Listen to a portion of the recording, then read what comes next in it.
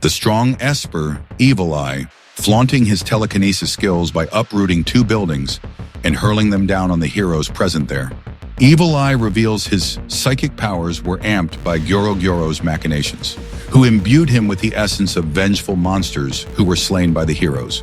However, for an elite S-class Esper like Tatsumaki, deflecting falling buildings by creating a psychic barrier is no biggie.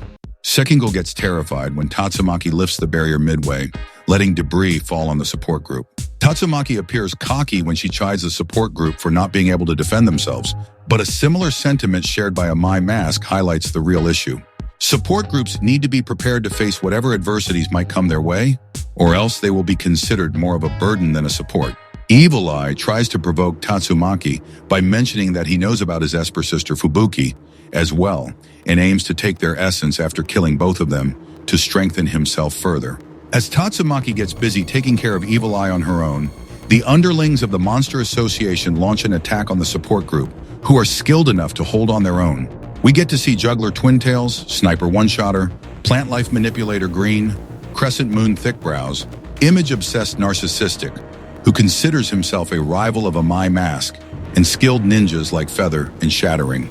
Uniquely powered heroes like Double Hole, Jet Nice Guy, Needle Star, Monster Roper Shell, Food Battler Futoshi, and Poison get split-second long screen time.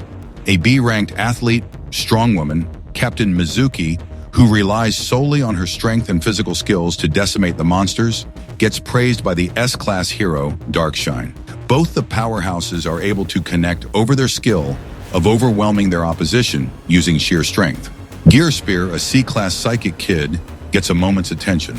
With the first wave of monsters taken care of without much of a struggle, the heroes wait for bigger threats to arrive. The support group heroes face strong competition against a demon-class monster, Rhino Wrestler, a formidable juggernaut who deflects all attacks thrown at him using his unicorn. None of the A-class heroes are able to penetrate his defense. Even Atomic Samurai's protege, second-rank A-class hero Lyron, fails to deal any form of damage to the monster. Rhino Wrestler's internal monologue reveals how he trained relentlessly to make himself the strongest being on Earth and rose from a tiger-level threat to a demon-level one.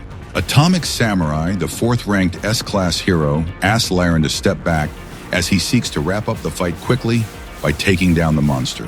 While support group members who are not familiar with his superior swordsmanship skills raise their doubts, Atomic Samurai kills Rhino Wrestler in an absolute stoic fashion. Atomic Samurai draws and closes within a second, and within that duration, obliterates the monster. It takes several moments for Rhino Wrestler to realize that he is already dead, and with his dying breath, he curses Gyoro for deluding him into believing that he can face S-class heroes.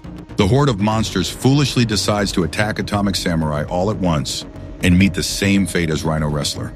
The rest of the S-class heroes, Flashy Flash, Darkshine, Pig God, and Pori Pori Prisoner, also spring into action, and witnessing the difference in level of skill and strength between the S-class and the rest of the heroes, the support group can't hide their shock and amazement.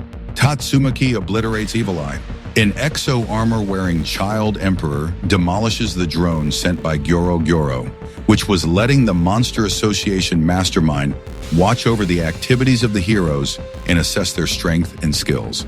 A group of monsters who have decided to flee from the battlefield to escape with their lives appear in front of Gyoro, and as an act of punishment, he feeds them to Orochi. It appears Orochi is still fighting Guru.